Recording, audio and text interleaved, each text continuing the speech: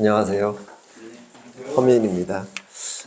좀 전에 우리 사회부신 목사님께서 후서대학교에서 연합 그 신학 MDB 과정을 마쳤다고 소개를 해주셨는데, 제가 이제 올해 5학기째입니다. 그래서 이제 올해 졸업 예정이고요.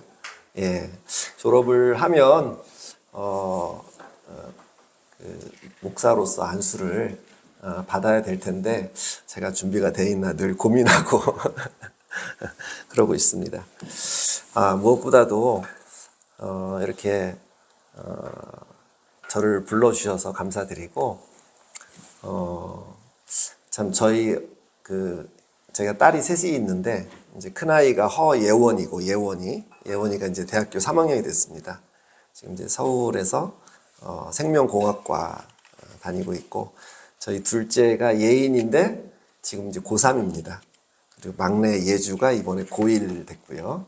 그래서 근데 그 아이들 영유아 때 이렇게 함께 돌봐주셨던 우리 선생님들도 계시고, 또 무엇보다도 제가 20대 초반부터 어떤 저의 삶의 모델이셨던 또 우리 장로님도 계시고, 지금도 역시 또 저한테 계속 도전을 주고 계세요.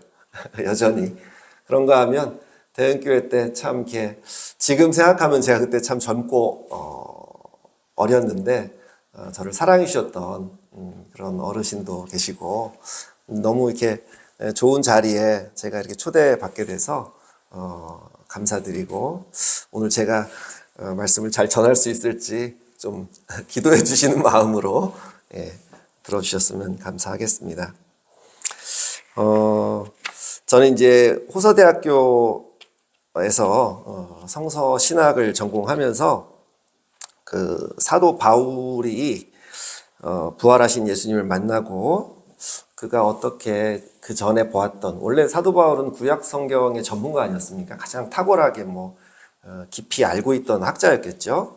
그랬는데 부활하신 예수를 만남으로 인해서 복음의 시각으로 새롭게 구약 성경을 이렇게 바라보기 시작했습니다. 그리고 구약 성경을 새롭게 해석하고, 이제 그러한 것들은 사실 그 당시에 아주 강력한 하나님의 어떤 도구가 돼서 이방의 많은 교회들을 개척하고, 오늘날 우리가 이렇게 복음을 또 들을 수 있는 또 초석이 되었는데요. 오늘은 그 사도 바울이 바라봤던 구약의 할례, 또 그가 새롭게 성령님 안에서 이해한 할례에 대해서 또 우리가 같이 생각하면서 우리 삶에 또 우리의 믿음에 적용하는 시간이 되었으면 좋겠습니다. 할례, 그러니까 제가 좀 이게 우리 요새 표현으로 하면 포경수술 아닙니까? 근데 이게 예배 시간에 이렇게 포경수술 얘기를 해도 되나, 이게 좀 제가 이게 한번 이제 제 자신을 좀 돌아보게 됐습니다. 그러다가 이제 용기를 냈던 게, 여기는 그래도 김밥교회다. 제가 인터넷에서 김밥교회가 혹시 여기 말고 또 있나 하고 막 검색을 해봤더니 없더라고요. 그만큼 뭔가 되게 창의적이고, 뭔가 성광교회 아니면 무슨 그런 이름이 아니라 얼마나 이렇게 편안합니까? 젊은 사람들도 뭔가 부담이 없고, 그런 김밥교회에 와서 또 이렇게 제가 생각을 해봤어요. 만약에 이스라엘 백성의 포경수술, 그리스도의 포경수술을 하면 좀 이상하지 않습니까? 근데 어쨌든 그 같은 의미지만 종교적인 어떤 단어를 써서 할례라는 표현을 쓰고 있죠. 우리가 다 아시다시피 디모데후서 3장 16절 17절을 보시면 모든 성경은 하나님의 감동으로 된 것으로 하면서 사도 바울은 여기서 사도 바울이 얘기하는 성경은 구약 성경을 이야기하는 것입니다. 그 당시에 신약 성경이 없던 시절에 사도 바울은 모든 구약 성경은 하나님의 감동으로 된 것으로 교훈과 책망과 바르게 함과 의로 교육하기에 유익하니 하나님의 사람으로 온전케 하고 또 모든 선한 일을 온전케 하려 함이라, 이런 말씀을 하고 계시죠. 사도 바울은 구약 성경을 하나님의 말씀으로 받아들이고 있습니다. 그런데도 불구하고 신약 성경에 보면은 구약 성서를 새롭게 해석하면서 어떤 면에서는 구약 성서에서 이야기하는 것들을 정면으로 반박하는 듯한 그런 것들을 또 우리가 발견하게 됩니다.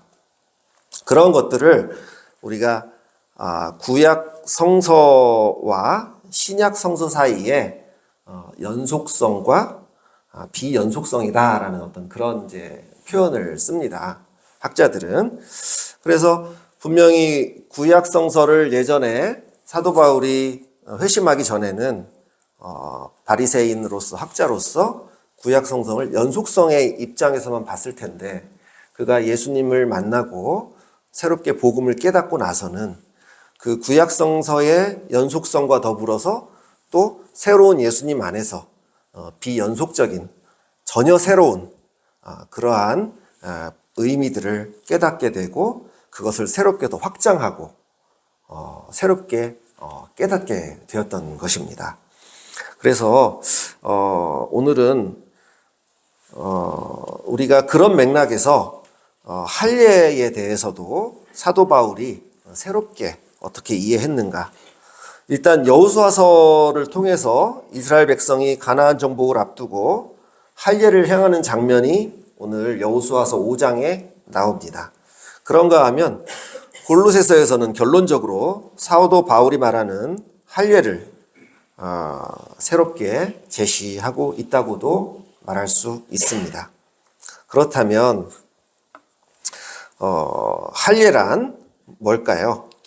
아까 말씀드렸다시피 어떤 그 당시에도 어떤 분명히 우리가 요즘에도 위생상 또는 어떤 감염병을 예방하거나 그런 것들을 위해서 또 이제 어떤 폭염수를 권하는 것을 볼 수가 있는데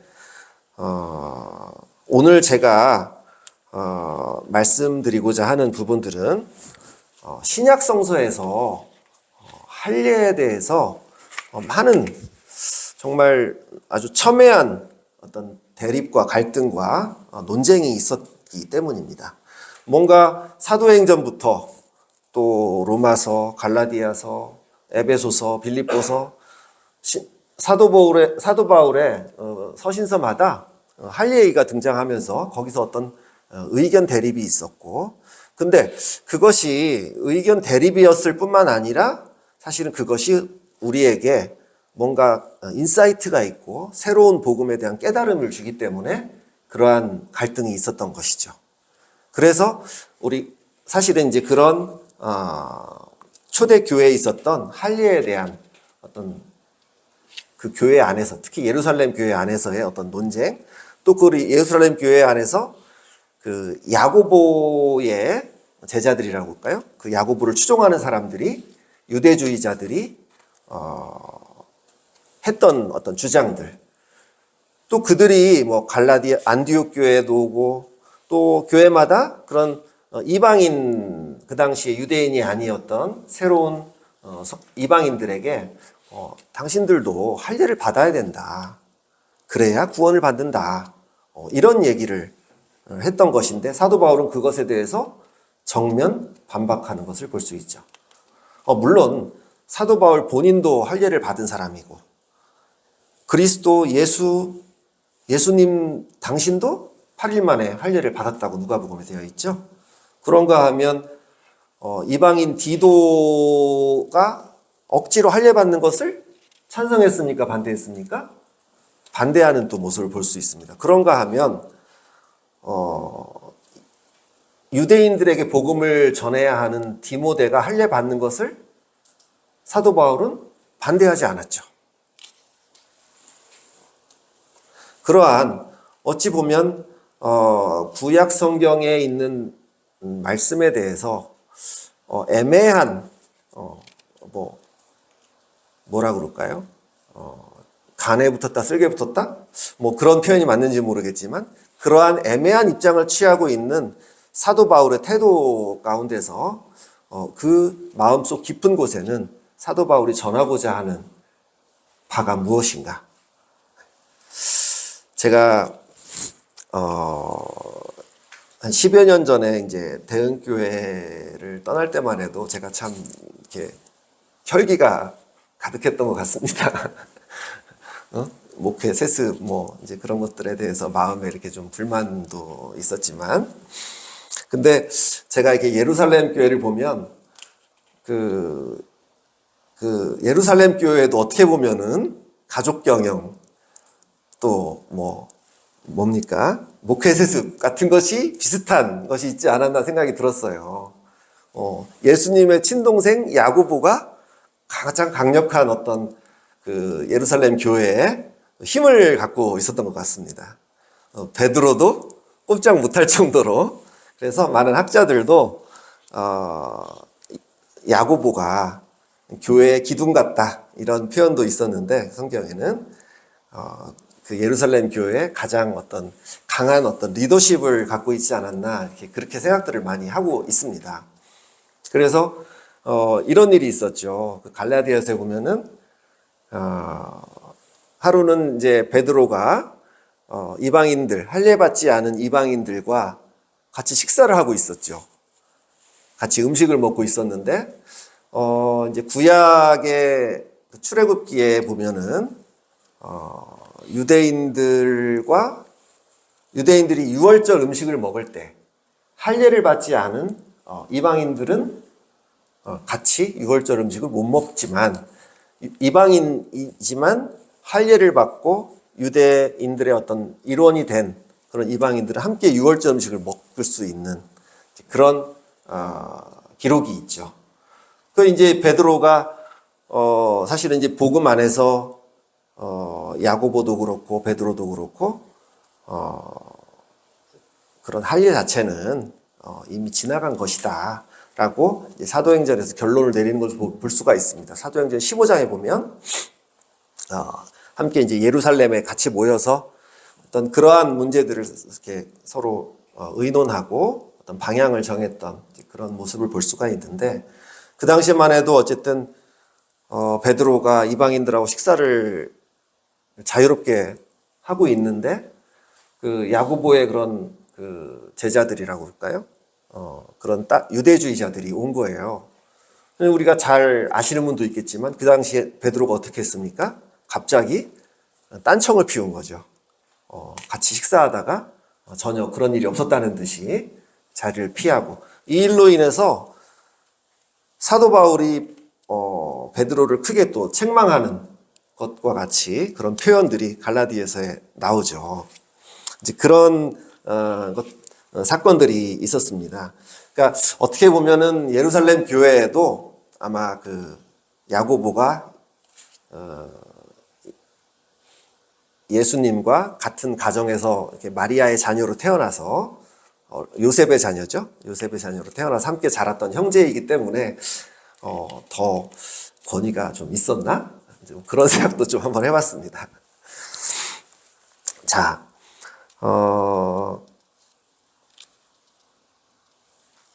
오늘 한번 여호수아 5장 2, 3절을 한번 같이 한번 보시겠습니다. 보면 이제 여호수아 5장 2, 3절은요, 우리가 여호수아서는 이제 1장에서 이제 모세가 죽고 하나님께서 여호수아에게 어떤 새로운 명령을 주시고 이스라엘 백성들을 데리고 가나안 땅으로 들어가라, 이제 그러면서 격려를 해주시죠. 인파워링을 해주시고, 그리고 이제 2장에서 정탐꾼을 통해서 승리에 대한 어떤 확신을 다시 한번 얻게 되고, 3장에서 요단강을 건너는 모습을 볼 수가 있습니다. 요단강을 건널 때 아시는 분들은 아시죠? 언약궤를 앞세워서 가고 한 1km 정도 이렇게 거리를 두고 이스라엘 백성들이 따라갑니다. 그리고 이제 그 요단강이 홍해처럼 이렇게 갈라졌다라고 여호수아서를 기록한 기자는 말하고 있는데, 그 요단강이 갈라진 그 한가운데에 언약궤는 그대로 서 있고, 이스라엘 백성들도 그 언약궤를 지나서 먼저 건너가죠. 그리고 이스라엘 백성들이 먼저 건너간 다음에 언약궤가 다시 또, 그런데 3장에서는 이제 그런 이야기가 있고 4장에서는 돌 이야기가 나타납니다. 그러니까 이스라엘 백성들이 여호수아에서 이스라엘 백성들이 요단강을 건너는 이야기가 상당히 길게 자세하게 아주 구체적으로 이렇게 서술되어 있는 것들을 볼 수가 있습니다. 돌을 하나 짊어지고 와서 요단 강 바닥에다가 쌓는 모습을 보고요. 또 요단 강가에 있는 돌을 지파대로 하나씩 들고 요단강을 건너서 길갈이라고 하는 장소에다가 또 돌무더기를 쌓는 그런 아주 이색적인 그런 장면들이 나옵니다. 그래서 학자들은 그런 얘기도 합니다. 언약궤라는 단어가 여호수아 3장에서 8번이 나오는데 언약궤라는 단어가 가장 많이 이렇게 한 장에서 나오는 장이 여호수아 3장이고 그 다음에 돌, 우리가 신약성서에서도 산돌이신, 모퉁이돌이신 이런 돌 이야기가 나오지 않습니까? 그 돌이 가장 많이 몇 번 나오는 곳이 여호수아 4장이다. 다시 말하면 이스라엘 백성들이 굉장히 아주 우리가 볼 때 잘 이해가 안 가는 퍼포먼스를 하고 있는 거죠. 요단강을 그냥 건너는 것이 아니라 언약궤를 앞세우고 건너고 또 돌을 이제 물이 다시 흐르기 시작하면 그 돌은 이제 물에 잠기게 되는 것 아닙니까? 근데 강 맨 밑바닥 한 가운데다가 돌을 쌓고 또 그 강 바닥에 있는 돌을 또 지고 나와서 이쪽 이제 요단강 서편이죠. 네. 서편 길갈이라는 곳에 또 쌓는 그런 모습을 지금 이제 묘사하고 있습니다. 혹시 그 그림 좀 한번 제가 참고 삼아 이렇게 좀 그림을 하나 준비했는데 우리가 여리고라는 도시는 해발 마이너스 한 300m, 400m쯤 되는 그런 곳에 위치한 어떻게 보면 지구상에서 가장 해저에 있는 도시라고도 볼 수 있는 그런 도시라고 합니다. 이게 이제 지중해 수면이라고 한다면 여리고는 한 해발 마이너스 300m 정도에 있고 길갈은 비슷한 조금 더 높이 있을 수도 있겠죠. 그래서 길갈 할례산이라고 아까 이제 다시 한번 여호수아 말씀을 볼까요?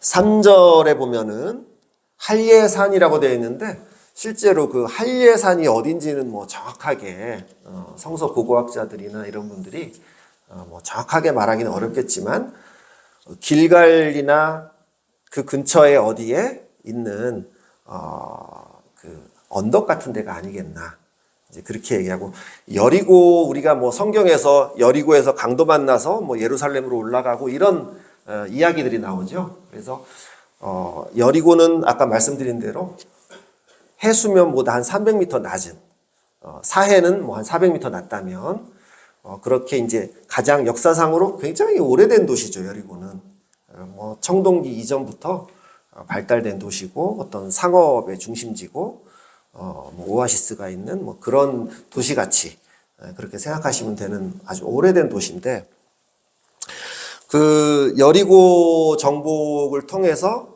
다시 말하면 이제 예루살렘으로 가는 것이 어쩌면 목표라고도 할 수가 있겠습니다. 그래서 이제 사도 바울은 이 여호수아서도 우리가 신약 성경을 통해서 이 여호수아서에 요단강을 건너고 여리고를 정복하고 또 가나안 땅을 정복해 나가는 그런 과정도 예수 그리스도 안에서 복음의 시각으로 새롭게 이해하는 것을 볼 수가 있습니다. 또 초대 교부들도 그들이 설교를 한 기록들을 보면 이런 그 여호수아서를 가지고 복음적으로 새롭게 해석하고 말씀을 전했던 이제 그런 것들을 볼 수가 있습니다. 자,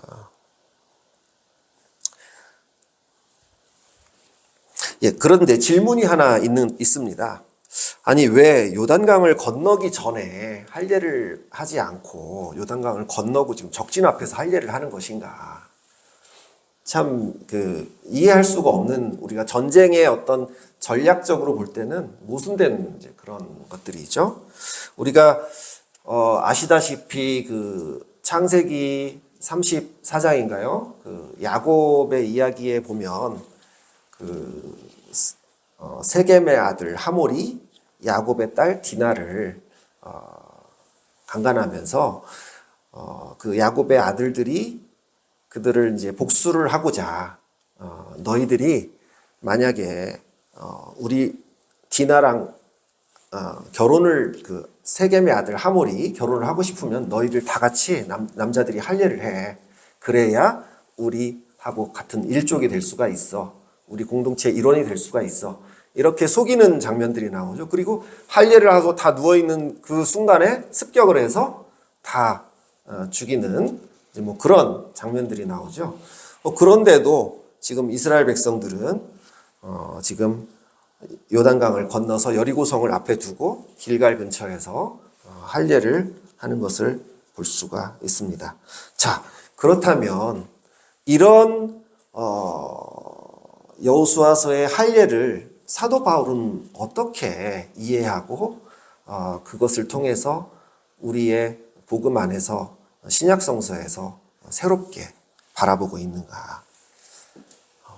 그것이 오늘 우리가 깊이 묵상하고자 하는 내용입니다. 자,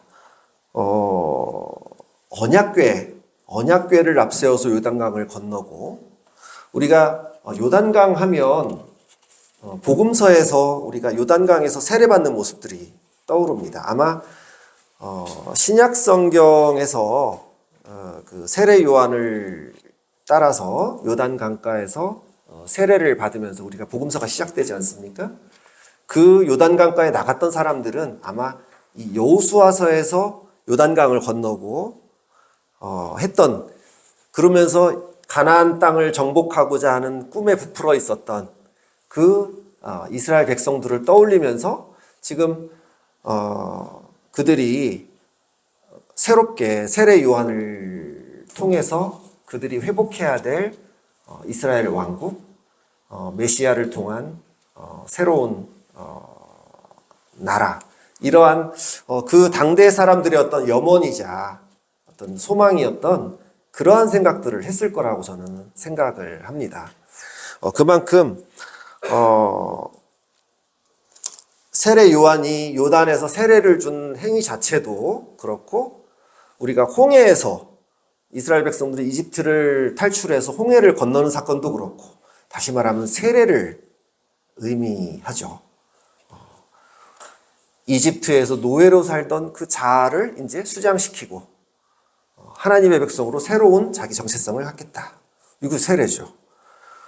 그동안 로마에게 빼앗긴 그 어떤 피지배 민족으로서, 식민지 민족 백성으로서 새로운 메시아를 통해서 새로운 메시아 왕국을 건설하게 될 거다라는 어떤 여망들을 갖고 있는 것이 또 세례죠. 지금 길갈이라고 하는 의미가 수치가 물러갔다라고 말씀을 하지 않습니까? 여호수아서 5장 끝 부분에서 그 얘기는 그들이 가나안 땅에서 범죄함으로, 하나님을 배역함으로, 그들의 죄악으로, 그 조상들의 죄악이죠. 다 죽었는데 이제 광야에서 새로 태어난 사람들은 아직 할례를 받지 못하였기 때문에 할례를 또 받지만, 요단강을 건너는 옛 자아를 이제 잊어버리고 가나안 정복을 향한 새로운 어떤 하나님의 백성으로서의 자기 정체성을 회복하겠다. 이것이 요단강을 건너는 것이고, 또 그 표식으로, 하나님의 백성된 그 표식으로 할례를 또 행하는 것입니다. 그래서 참 아이러니하게도 사도 바울도 그렇게 봤을까 저도 궁금한데, 이 언약궤, 다시 말하면 어떤 말씀이신 성령님을 따라서 요단강을 통과하고 우리의 옛 자아를 수장시키고 성령 안에서 새로운 자아를 가지고 새로운 하나님의 자녀로 새로운 정체성을 회복하고 그 다음에 할례를 통해서 그것을 몸에 각인시키는 그러한 백성들의 모습이 여호수아에서 나온 것처럼 아마 예수님 시대의 세례 요한 앞에 회개의 세례를 받았던 이스라엘 백성들도 그러한 가나안의 메시아 왕국을 새로 건설하고자 하는 어떤 육신적인 소망, 어떤 민족적인 여망 이런 것들이 있었을 것입니다. 그런가 하면 사도 바울이 새롭게 복음 안에서 발견한 그 소망, 그 할례는 무엇이었을까요? 오늘 이제 그러한 부분들을 말씀드리려고 합니다. 그래서 우리가 이제 좀 잠깐 할례에 대해서 구약 성경의 기록들을 한번 이렇게 간략하게 좀 보려고 하는데요. 우리가 처음 할례가 나온 게 이제 창세기 17장에 아브라함이 하나님께로부터 어떤 언약을 받는 그 장면이 나옵니다. 창세기 17장에서 하나님께서 너를 번성케 하겠다. 또 여러 민족의 아버지가 될 것이고 왕들이 너로부터 나올 것이다. 너와 내 후손의 하나님이 내가 너와 너희 후손 하나님이 되리라. 또 중요한 거 가나안 땅을 기업으로 주겠다라는 약속을 창세기 17장에서 하는 걸 볼 수가 있죠. 그러면서 할례를 행하라고 처음 말씀을 하시는 거죠. 그러므로 할례는 하나님과 아브라함 또 아브라함 후손 사이의 언약의 표징입니다. 표식입니다. 살에 영원한 언약을 새기는 것이죠. 심지어 할례를 행하지 않은 남자는 언약을 배반한 것으로 간주해서 백성 중에서 끊어질 것이다. 다시 말하면 하나님의 언약 백성의 표지다. 할례는 그러한 의미가 있고 또 창세기 34장에 아까 야곱의 이야기에서 볼 수 있듯이 이방인들이 언약의 공동체로 들어가는데 할례는 어떤 가장 필요 조건입니다. 그것이 없이는 들어갈 수가 없는 것이었죠. 그런가 하면 출애굽기 4장에 또 보면 좀 우리가 잘 이해가 안 가는 말씀들이 늘 이렇게 성경을 읽으면서도 잘 이해가 안 간다 이런 말씀이 하나 있는데 그 출애굽기 4장에 하나님께서 갑자기 모세를 죽이려는 그러니까 모세가 그러죠. 애굽으로 돌아가서 이스라엘 백성들을 데리고 나와. 그러는데 모세는 계속 이 핑계 저 핑계 대면서 저는 돌아갈 수가 없습니다. 얘기하죠. 뭐 혀가 짧습니다. 바로가 나를 죽이려고 할 겁니다. 여러 가지 두려움이 있었겠죠. 그때 하나님께서 그래서 이제 그러고 나서 이제 4장에서 모세가 이제 마음을 정하고 이집트로 다시 애굽으로 돌아가려고 하는데 출애굽기 4장에서 하나님께서 모세를 죽이려고 하는 장면이 갑자기 등장합니다. 다들 좀 저도 잘 이해가 안 가요. 그때 그 모세의 아내 십보라가 그 아들의 표피를 그러니까 그 아들의 할례를 하면서 그 할례한 그 살점을 모세의 발에 대면서 모세가 구원받는 장면이 나오죠. 죽지 않고. 그러면서 또 아까도 말씀드렸는데 출애굽기 12장에 보면은 이방인이 이스라엘 백성들과 함께 유월절을 지키기 위해서는 먼저 할례를 받아야 됩니다. 이런 것들을 보면은 할례에는 일종의 구원 효력이 있었다고 유대인들은 믿고 있었던 겁니다.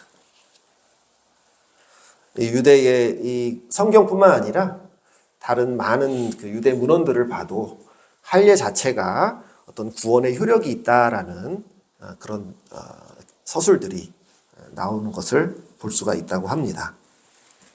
그래서 할례는 하나님의 어떤 백성이 되는 필요 조건, 가장 기본적인 조건이 되고, 또 블레셋 사람들을 향해서 뭐라고 합니까?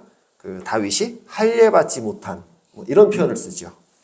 그리고 신약 성서에서도 사도 바울이 로마서 같은 데서도 그렇고 무할례자다 이런 표현이 많이 나오죠.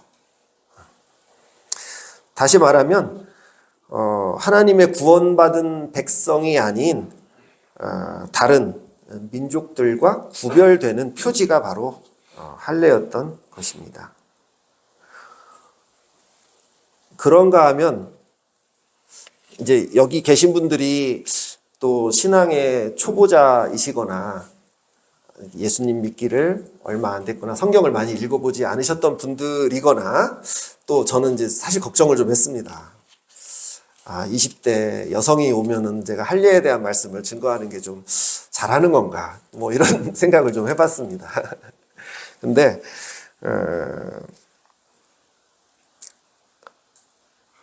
다행히도 그래도 이렇게 성경을 좀 잘 아시는 분들이 많이 계신 것 같아서 제가 좀 더 편안하게 말씀을 전하고 있는데요. 자, 우리가 잘 아는 대로 구약에 여러 번 등장하는 말씀 중에 마음의 할례라는 말 들어보셨죠? 마음의 할례. 신명기에서부터 나옵니다.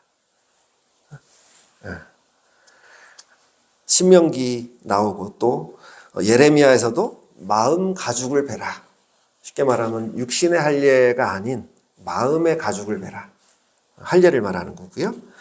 또 에스겔서에서 보면은 이방인이 몸과 마음의 할례를 받지 않으면 성소에 들어갈 수가 없다. 이제 이런 말씀이 또 있는 거죠. 심지어는 이제 사도행전 7장 보면 목이 곧고 마음과 귀의 할례를 받지 못한 사람들, 그렇게 스데반이 얘기를 하죠. 그 당시 이제 그 핍박하는 사람들을 향해서. 그러면서 또 로마서에서도 이면적 할례, 참 유대인은 이면적 유대인이 참 유대인인데 할례를 마음에 해야 된다. 이런 표현들이 나오는 것을 볼 수가 있습니다. 자, 그런 어떤 것들을 봤을 때 사도 바울은 사실 이제 스데반을 핍박하고 죽이는 그 현장에 사도 바울이 있었는지 뭐 없었는지 그건 정확히 모르지만 핍박 받을 만해. 그렇게 생각했던 사람 아닙니까? 그런데 이제 그가 다메섹 도상에서 부활하신 예수님을 만나고 나서 그는 굉장한 변화를 겪는 것들을 볼 수가 있습니다. 그래서 사실 우리가 많은 구약의 사건들이나 또 예수님의 부활을 과학적으로 설명하기는 참 어렵지만 그 사건들을 통해서 이스라엘 백성들이 그 사건들을 겪으면서 그들이 하나님을 향하는 어떤 믿음과 그 전해왔던 말씀을 그 현재 자신들이 겪고 있는 사건들 속에서 어떤 충격을 받고 그 안에서 고민하고 씨름하고 하다가 그것을 새롭게 또 해석해내는 그러한 그것이 뭐 바벨론의 남유다 왕국의 멸망이든 또 예수님의 부활이든 어떤 성경을 썼던 사람들은 그들이 겪었던 그 일들을 가지고 예전의 성경을 비추어 보면서 또 새로운 시각으로 그 말씀을 이해하고 깨닫고 했던 그것이 우리 성경의 역사 아닙니까? 그런 것을 볼 때 우리는 성경은 역사적인 사건을 배경으로 하고 있다. 그렇게 우리가 고백하고 있는 것이죠. 정말 사도 바울이 예수님의 부활을 개인적으로 경험하지 않았다면 어떻게 그렇게 그가 구약 성경을 바라보았던 그 시각이 그렇게 놀랍게 바뀌고 그가 그 신약성서 전반에 걸쳐서 말씀을 전하고 있는 그런 말씀을 통해서 볼 때 어떻게 이런 고백을 할 수가 있겠는가, 이러한 말씀을 교회 가운데 전할 수 있었겠나, 이런 생각을 하면 참 왜 그런 말씀이 있지 않습니까? 합리성이다, 그러면 불합리하다와 비합리는 다르다고 합니다. 불합리하다고는 잘못됐다는 얘기죠. 그렇지만 비합리라는 것은 합리적이지는 않지만 잘못된 것은 아니라는 얘기죠. 마찬가지로 우리가 어떤 이성을 가지고 우리가 생각할 때 가끔은 또 성경에 대한 의심도 생기고 하는 것이 또 제 자신의 모습이고 우리들의 모습일 수도 있는데, 이성적이다. 그렇게 하면 뭘 이성적인 것이냐, 아니면은 이성을 좀 초월한 것이냐. 그래서 성경을 우리가 통해서 볼 때는 약간 이성을 좀 넘어설 수 있는 어떤 초월적인, 그래서 더 충격이고 그래서 우리에게 더 강력한 어떤 권능으로 다가오는 말씀인 것 같습니다. 자, 사도행전 15장 1, 2절을 한번 볼 텐데요. 자, 사도행전 15장 1, 2절에 보면은 어떤 교회 역사에 굉장히 중요한 사건이 일어나는 계기가 되는 이야기입니다.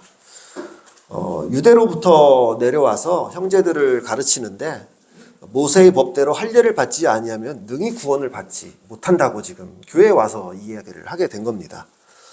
그래서 2절에 보니까 바울 및 바나바와 그들 사이에 적지 아니한 다툼과 변론은 일어납니다. 결국 형제들이 이 문제에 대해서 예루살렘에 있는 사도와 장로들에게 보내기로 결정을 하고 처음 예루살렘에서 공의회가 일어나게 되는 계기가 되는 것이죠. 그래서 이 일 이후로 사도행전 여러 곳, 로마서, 갈라디아서, 모든 신약성서, 특히 바울이 쓴 신약성서마다 이러한 갈등은 교회들마다 일어났고, 또 정말 갈라디아에서 보면은 너희가 자유자가 됐다가 다시 종이 되었느냐? 뭐 이렇게까지 아주 극단적인 이야기를 하는 모습을 볼 수가 있죠. 할례는 사도 바울의 편지들마다 이 할례 이야기를 아주 단골로 등장시키고 있고, 매우 논쟁적이고 아주 중요한 이슈로 사실은 신약성경 전체에서 다루고 있는 것을 볼 수 있습니다. 자, 그렇다면 이제 마지막으로 바울이 이해하는 할례는 무엇인가? 그 말씀을 보기 위해서 우리가 오늘 골로새서 2장 11절 같이 한번 읽어보실까요? 또 그 안에서 너희가 손으로 하지 아니한 할례를 받았으니 곧 육의 몸을 벗는 것이요 그리스도의 할례니라. 예. 자, 손으로 하지 아니한 할례를 너희가 이미, 골로새 교회는 그 소아시아 교회 이방 교회죠. 너희가 이미 손으로 하지 아니한 할례를 받았다라고 선언을 하고 있습니다. 그리고 또 육의 몸을 벗는 것이다, 이런 표현을 하고 있고요. 그리스도의 할례다, 이렇게 말하고 있습니다. 자, 손으로 하지 아니한 할례, 다시 말하면 형식적인 껍질이 벗겨진 신앙을 지금 사도 바울은 이야기하고 있습니다. 우리가 잘 아는 대로 그 아브라함이 아까 그 창세기 17장에서 할례를 행하고 나서 99세에 바로 이삭을 임신하게 되죠. 다시 말하면 아브라함의 두 자녀 이스마엘이 있고 이삭이 있는데, 이스마엘은 할례를 받기 전에 태어난 자녀죠. 아들이죠. 또 이제 이방 여인에게 하갈에서 난 것이지만, 이삭은 할례를 받은 후에 얻은 아들이죠. 물론 이제 우리가 형식적인 것이 중요하지 않다고 할 수는 없죠. 근데 이제 우리가 김밥교회 이렇게 하니까 좀 뭔가 형식을 좀 파괴한 느낌이 있어서 이렇게 내면에 뭔가 좀 편안함이 있었습니다. 뭔가 우리가 교회가 좀 더 커지고 헌금 액수가 늘어나고 그러면 또 성가대 가운도 갖추어야 되고 또 강대상도 좀 더 좋은 걸로 바꿔야 될 것 같고 좀 더 높여야 되나요, 강대상을? 아니면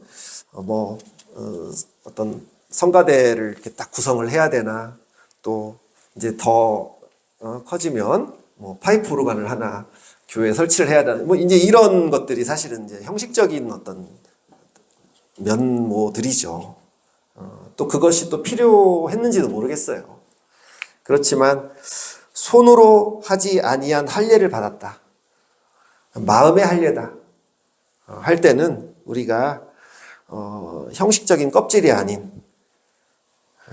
내용이 없어져 버린 형식적인 껍질이 아닌, 진정으로 우리가 복음의 진리를 그 안에서 우리가 새롭게 일으킴을 받아야 되겠다. 세워줘야 되겠다.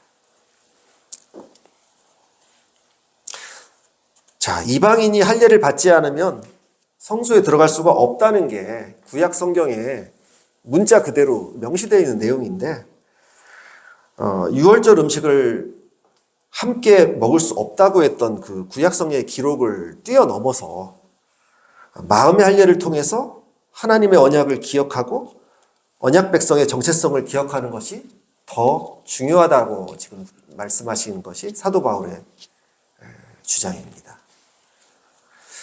두 번째로 육의 몸을 벗는다고 했습니다. 육의 몸. 육의 몸이란, 육의 몸, 영의 몸, 이거 굉장히 독특한 바울의 이제 제가 그래도 25년 가까이 한의사 생활을 하지 않았습니까? 20대 초반부터 한의학 공부를 해서. 그러니까 의료인이에요, 저도. 그러다 보니까 몸이란 얘기가 딱 보이면은 이렇게 벌써 눈이 이렇게 반짝반짝 해집니다. 그래서 육의 몸, 영의 몸. 그래서 저도 사도 바울의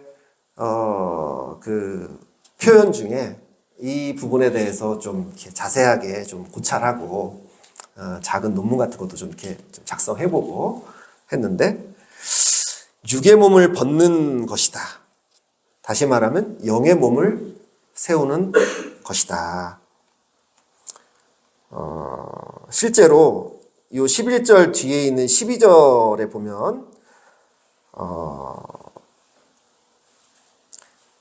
한번 혹시 2장 12절, 골로새서 2장 12절 한번 읽어볼까요? 찾으신 분들을 한번 찾아보시고요. 2장 12절, 2장 11절 우리가 방금 육의 몸 이야기를 했고요. 벗는 것이요 그리스도의 할례니라. 12절 찾으셨으면 한번 읽어볼까요? 시작. 너희가 세례로 그리스도와 함께 장사되고 또 죽은 자들 가운데서 그를 일으키신 하나님의 역사를 믿음으로 말미암아 그 안에서 함께 일으키심을 받았느니라. 여기서 보면 이제 일으키심을 받았다라는 좀 관용구 같은, 우리가 보통 구원을 의미할 때 나오는 이제 구절인데, 단어인데, 일으키심을 받았다는 표현이 있습니다. 다시 말하면 영의 몸이 세워졌다라는 그런 표현하고도 일맥상통한데요. 다시 말하면 육의 몸을 벗고 영의 몸을 새로 입었다, 세우심을 받았다라고 표현할 수도 있습니다. 자, 갈라디아서 우리가 잘 아는 2장 20절, 내가 그리스도와 함께 십자가에 못 박혔나니 그런즉 이제는 내가 산 것이 아니요 오직 내 안에 그리스도께서 사실 것이라. 굉장히 역설적인 표현이 있습니다. 내가 그리스도와 함께 십자가에 못 박혀서 장사되었는데, 나는 죽었는데 근데 또 나는 살았다고 표현을 하게 되죠. 여기서도 마찬가지입니다. 우리는 육의 몸을 벗어서 장사되었는데, 그리스도와 함께 장사되었는데 죽은 자들 가운데서 다시 일으킴을 받았다. 다시 말하면 영의 몸을 우리는 새로 입고 새로 일으키심을 받았다라는 표현을 하는 것입니다. 바울은 로마서, 고린도 전서 이런 쪽에서 육의 몸, 또 영의 몸, 육적인 몸, 신령한 몸, 이런 표현들을 사용하고 있는 것을 볼 수가 있습니다. 이 영의 몸은 우리 육신의 몸과는 다르죠. 현재 우리가 그리스도를 믿는다고 해서 우리 영의 몸이 보이지 않지 않습니까? 이렇게 후광도 좀 있고 뭔가 얼굴에 이렇게 영의 몸이 보이나요? 근데 이 영의 몸의 유전자를 우리가 가지고 있다가 죽음과 더불어 땅에 묻히면서 우리가 부활할 때에 우리의 영의 몸을 덧입게 된다는 그런 독특한 바울의 어떤 그 부활 신앙이 있죠. 신령한 몸, 프뉴마티콘, 소마 하는 것은 우리가 이제 몸을 말하는 겁니다. 사도 바울이 몸을 이야기할 때 육이라는 말이 있습니다. 우리의 죄악된 속성이 있는 육 할 때는 보통 이제 사르크스 해가지고 우리의 죄성을 우리 몸에 갖고 있는 그런 걸 말하지만, 소마라고 하는 이제 몸 하면은 좀 중립적인 개념이라고도 할 수가 있습니다. 그래서 육적인 몸 할 때도 우리가 사이코 푸시케라고 하는 이제 어떤 정신과 몸의 관계할 때도 이제 소마를 얘기하고요. 우리의 신령한 몸, 영의 몸, 우리가 부활해서 새로운 몸을 입게 된다고 할 때 소마라는 이제 단어를 헬라어로 쓰는데, 이 소마라는 단어는 어떤 죄성의 어떤 요소가 있는 사르크스라고 하는 그 단어와는 좀 다른 개념이라고 할 수가 있습니다. 여기서도 육의 몸을 벗는다. 육의 몸을 벗는다. 이렇게 표현을 하고 있습니다. 다시 말하면 죄악된 그 요소가 있는 그 사르크스의 그 본성을 가지고 있는 우리의 몸을 벗고 영의 몸을 새로 입고 우리가 세움을 받는다. 이러한 할례를 표현할 때에 그러한 할례의 의미를 육의 몸을 벗고 영의 몸을 입는 것으로 지금 설명하고 있는 겁니다. 마치 손으로 하지 아니한 할례를 받았다. 그리스도의 할례다. 다시 말하면 그리스도께서 십자가에서 우리의 죄를 대신해서 그 몸을 찢으실 때 그 육의 몸을 벗고 그리스도께서 부활하신 그 몸으로 제자들 앞에 나타나셨을 때는 영의 몸으로 나타나셨다는 거죠. 우리가 과학적으로 설명하기 어렵죠. 어떻게 공간 이동도 하고 또 음식도 드시고 이해하기 어렵습니다. 초월된 우리의 자연 상태에 우리가 이성적으로 생각할 수 있는 그런 이해를 초월하는 그러한 일들이 벌어졌다는 것입니다. 그래서 그 안에서 우리는 예수 그리스도와 더불어서 손으로 하지 아니한 할례를 받았습니다. 예수 그리스도와 연합해서 할례를 받았습니다. 그래서 육의 몸을 우리가 벗는 것으로 이해하고 있습니다. 그러니 사도 바울이 이해할 때는 지금 육의 할례를 그 구약 시대처럼 다시 우리 그 포피 생식기 할례를 남자들이 받아야 구원을 받는다고 하는 말은 잘못된 것이죠. 어떻게 보면 새롭게 창조된 우리의 영의 몸, 또 새롭게 조성될 이 피조 세계의 새로운 창조, 재창조, 새로운 창조, 전혀 우리가 우리의 언어로 다 표현하기 어려운 그 창조를 지금 바라보고 있는 사도 바울이 볼 때는 육의 할례, 이미 지나간 육의 할례는 뭐 유대인들이 받는 거는 뭐 또 그분들의 어떤 구원을 위해서 받는 건 상관없지만 이방인들이 그것을 가지고 구원을 받아야 된다고 생각하는 것은 어불성설이고 아주 극렬하게 반대를 할 수밖에 없는 그러한 잘못된 잔재인 거죠. 그리스도의 할례는 인간의 몸을 입고 오신 그리스도께서 십자가에서 고난과 죽음을 통해 그 껍질을 벗고 영의 몸으로 부활하신 것을 두고 말하는 것으로 그리스도의 할례라고 지금 사도 바울은 표현하고 있는 것입니다. 그래서 우리가 이러한 그 소망, 믿음으로 바라보는 우리 영의 몸에 대한 부활에 대한 소망과 또 우리 몸의 부활뿐만 아니라 우리가 장차 인간의 언어로 다 표현하기 어렵지만 뭐 12보석 뭐 이렇게도 표현되어 있고 그 요한계시록 보면 다양한 표현들이 있지만 그런 표현의 한계 이상의 문자적인 그 표현 이상의 그 하나님께서 우리 가운데 예비하신 그 새로운 창조, 더 놀라운 창조를 우리가 바라보면서 그 주님을 기억하고 그 복음을 더 힘차게 전하고 우리가 그 복음 안에서 기뻐하고 즐거워하는 우리 모두가 되기를 기도하겠습니다. 기도하고 마치도록 하겠습니다.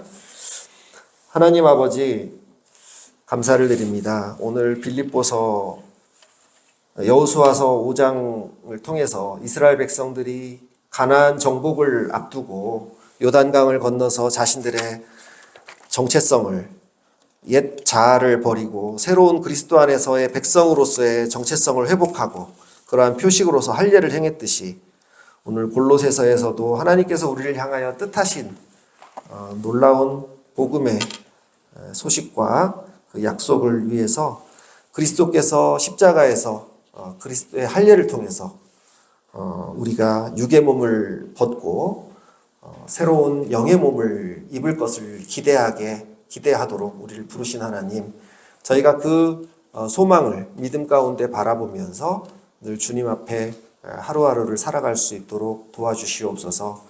우리가 여전히 때로는 부끄러운 실수와 허물과 죄 가운데 넘어지기도 하고 아프기도 하지만 그러한 것들로 인해서 우린 여전히 가끔 마음의 고통 가운데 있기도 하지만 우리가 예수께서 우리를 위해서 행하신 그리스도의 할례를 기억하면서 우리가 더욱더 소망 가운데 하루하루 살아갈 수 있도록 도와주시옵소서. 특별히 우리 김밥교회 가운데 주님께서 함께하여 주시고 이 충대병원 이 젊은이들이 많은 이 귀한 자리에 이렇게 좋은 예배 시설과 또 많은 귀한 분들이 함께 모여서 예배 드리는데 주님 우리 가운데 주님께서 정말 다시 한번 복음을 밝혀서 이 젊은이들에게 복음을 증거하고 한국교회에 뭔가 메시지를 던질 수 있는 그러한 교회가 될 수 있도록 함께 하실 줄 믿고 감사를 드리며 예수 그리스도의 이름으로 기도드렸습니다. 아멘.